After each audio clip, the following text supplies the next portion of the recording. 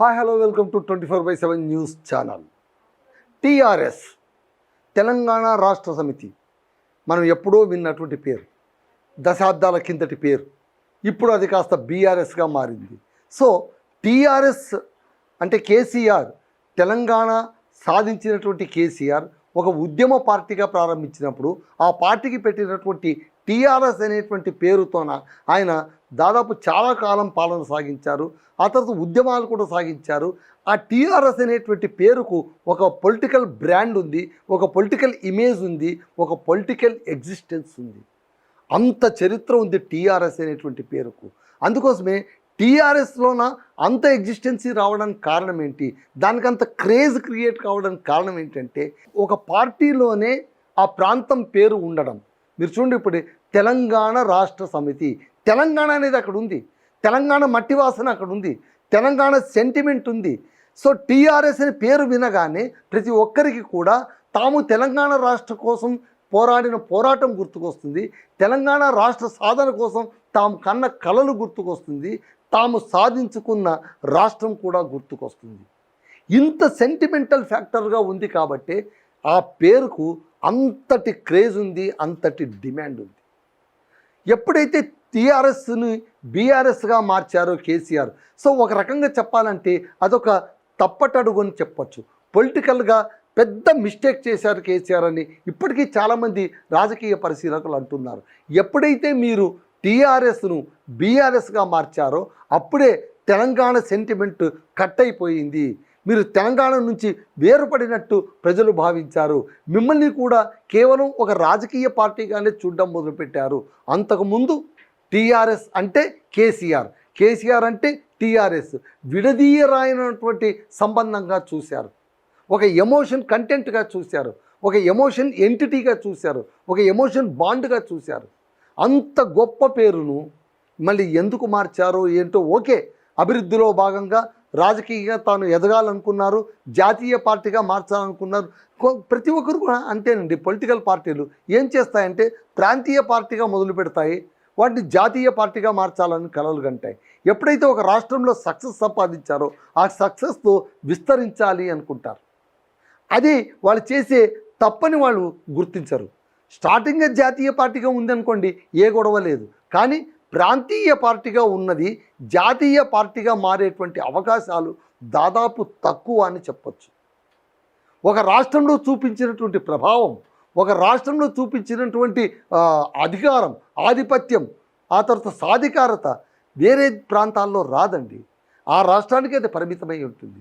ఇక్కడ కూడా టీఆర్ఎస్కి ఎందుకంత గుర్తింపు వచ్చింది, ప్రజలు ఎందుకు తమ పార్టీగా గుర్తుంచుకున్నారు, తమ సొంత ఆస్తిగా ఎందుకు భావించుకున్నారంటే ఉద్యమంలో అది పార్టిసిపేట్ చేసింది కాబట్టి, కోట్లాది మంది తెలంగాణ ప్రజలను తన వెంట నడుపుకోగలిగింది కాబట్టే టీఆర్ఎస్కు అంత ఉన్నతి కలిగింది.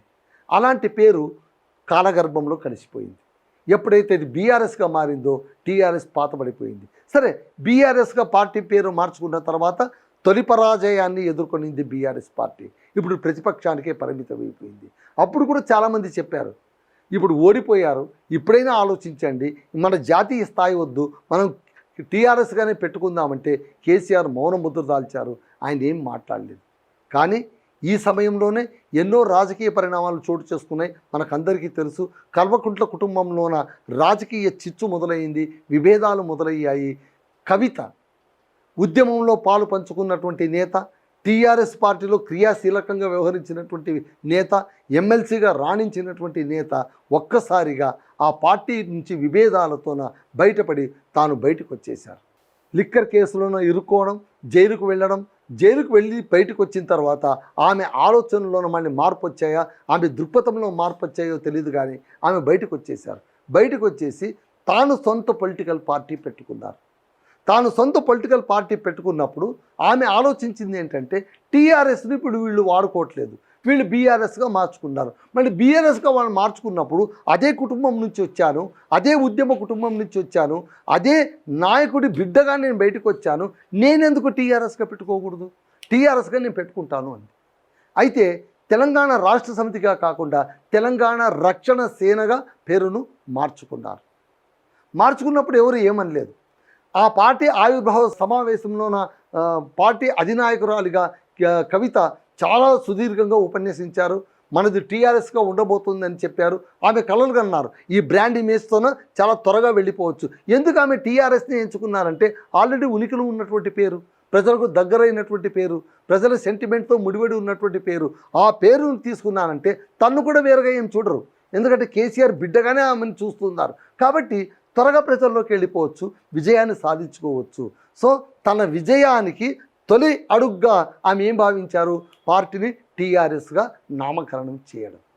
అప్పట్లో ఎవరు ఏం మాట్లాడలేదు. కొంతమంది అన్నారు, లోపల చాలామంది మాట్లాడుకున్నారు, అదేంటి ఆ పేరు ఆమె ఎట్లా పెట్టుకుంటుందని. అవును, ఆమె ఎందుకు పెట్టుకుంటుందంటే మీరు పెట్టుకోలేదు కదా, మీరు ఇంకా బీఆర్ఎస్లోనే ఉన్నారు కదా, మీరు టీఆర్ఎస్కు రివర్స్ కాలేదు కదా. మీరు రివర్స్ కానప్పుడు ఆ పేరును ఆమె వాడుకుంటే తప్పేంటని ఆమె తరఫు నుంచి కొంతమంది వాదించారు. ఈ వాదోపవాదాలు ఇలా జరుగుతూ ఉండగా మళ్ళీ ఆ పేరును రిజిస్టర్ చేసుకోవాలి కదా, ఎలక్షన్ కమిషన్కు దరఖాస్తు చేసుకున్నారు.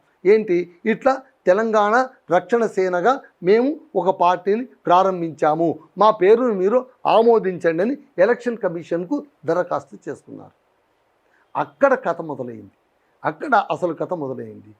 బీఆర్ఎస్లో ఉన్నటువంటి అంతర్గతంగా కేటీఆర్ కావచ్చు, హరీష్ రావు కావచ్చు, లేదా కేసీఆరే కావచ్చు, వాళ్ళు సైలెంట్గా ఏం చేశారంటే కొన్ని ఫిర్యాదులు పెట్టారు. సాధారణంగా ఎలక్షన్ కమిషన్ ప్రక్రియ ఎలా ఉంటుంది, పార్టీ పేరు నమోదు కాగానే, కొత్త పార్టీ నమోదు కాగానే దాన్ని పబ్లిక్ డొమైన్లోనే పెడతారు. బాబు ఇక్కడ టీఆర్ఎస్ పేరుతోనే ఒక పార్టీ వచ్చింది, దీనిపైన మీకేమైనా అభ్యంతరాలు ఉంటే మాకు చెప్పండి అని ఒక గడువు ఇచ్చి పబ్లిక్ డొమైన్లో పెడతారు. అభ్యంతరాలు ఉన్న వాళ్ళు అభ్యంతరాలు వ్యక్తం చేస్తే దాని పరిగణలోకి తీసుకొని దాన్ని జాగ్రత్తగా అడ్రస్ చేసి ఎక్కువ ఇబ్బంది లేదు అంటే ఆ పేరుని ఖరారు చేస్తారు. ఇక్కడ ఏమైంది, దాదాపు 500 దాకా ఫిర్యాదులు అందాయట. మళ్ళీ ఆ సంఖ్య ఎక్కువ తక్కువ తెలియదు కానీ ఫిర్యాదులు అయితే వెళ్ళాయి. ఆ ఫిర్యాదు వెళ్ళింది కూడా బీఆర్ఎస్ పార్టీ నుంచి చాలా వెళ్ళాయి, కొంతమంది వేరే వాళ్ళ పేరుతో వెళ్ళాయి, తెలంగాణలో సామాన్య పౌరుల పేరుతోనే వెళ్ళాయి. ఏమని, టీఆర్ఎస్ పేరును పెట్టుకోకూడదు, మనకు అబ్జెక్షన్, అది ఆల్రెడీ ఒక పార్టీకి పెట్టినటువంటి పేరు, ఆ పేరును ఎలా పెట్టుకుంటారు, అది సెంటిమెంట్తో ముడి ఉన్నటువంటి పేరు, ఆ పేరును ఎలా పడితే అలా వాడుకోవడానికి వీల్లేదు అని ఫిర్యాదు చేశారు. ఎప్పుడైతే ఇంతమంది ఫిర్యాదు చేయగానే ఎలక్షన్ కమిషన్ ఇప్పుడు తాజాగా ఆమెకు నో చెప్పారు. చూడమ్మాయి, మీరైతే పార్టీకి అప్లై చేసుకున్నారు, టీఆర్ఎస్ అని పేరు పెట్టుకున్నారు, అయితే ఇంతమంది దీనికి అబ్జెక్ట్ చేస్తున్నారు, అభ్యంతరం వ్యక్తం చేస్తున్నారు, ఈ పేరు పెట్టుకోవడానికి వీల్లేదు అంటున్నారు. మరి ఇంతమంది వ్యక్తం చేస్తున్నప్పుడు ఆ పేరు మేము మాత్రం ఎలా ఆమోదిస్తాం, మీరు వేరే పేరు ఏదైనా చెప్పండి, ఆ పేరుని మనం ఖరారు చేద్దాం, టీఆర్ఎస్ పేరు అయితే ఇప్పుడు ఉండదు అని ఆమెకు తేల్చి చెప్పారు. దీంతో కవిత షాక్ తినింది. ఆమె ఇది ఊహించలేదు.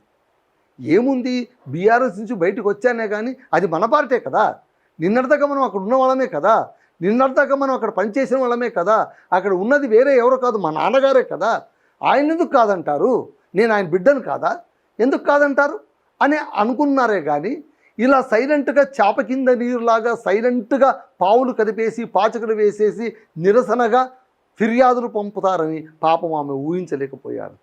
సో రాజకీయంగా ఆమెకు ఎదురైనటువంటి తొలి దెబ్బగా దీన్ని మనం భావించవచ్చు.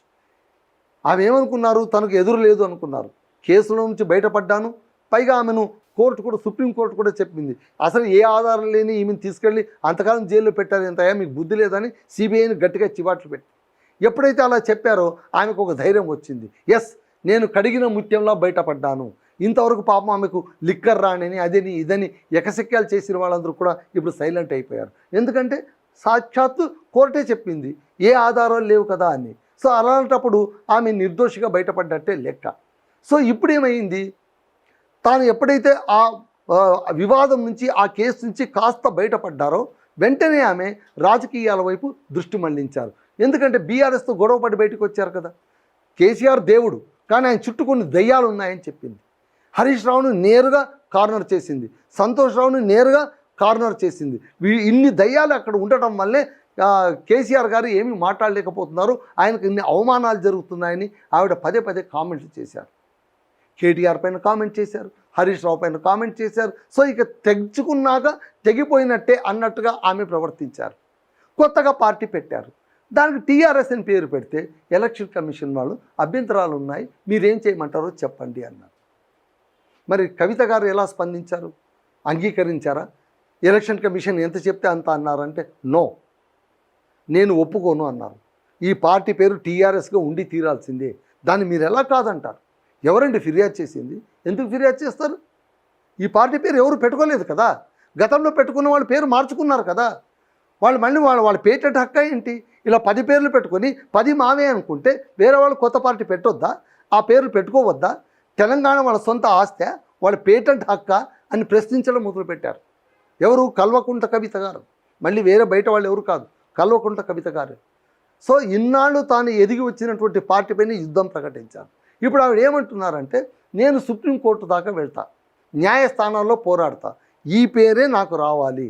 కానీ ఎన్నికల కమిషన్ ఏం చెప్తుంది? 15 రోజులు గడువు ఇచ్చిందంటే, ఈ 15 రోజుల్లోగా మీ నిర్ణయం తెలియజేయండి. ఒకవేళ మీరు తెలియజేయకపోతే మొత్తం మీ పార్టీ ఖాతానే మూసేస్తామని చెప్పారు. మళ్ళీ 15 రోజుల్లోగా ఆమె మార్చుకుంటారా, మనసు మార్చుకుంటారా, లేదా న్యాయస్థానానికి వెళ్తారా, న్యాయ పోరాటం చేస్తారా, అక్కడ ఆమెకి ఏమైనా న్యాయం జరుగుతుందా, లేదా టీఆర్ఎస్ పేరును బేషరత్తుగా మార్చుకొని వేరే పేరు పెట్టుకుంటారా? ఇది రానున్న కాలంలో మనం చూడాల్సిన కథ. ఇదండి టీఆర్ఎస్ వెనుక ఉన్నటువంటి అసలైన కథ. అది సమాచారం. That's all.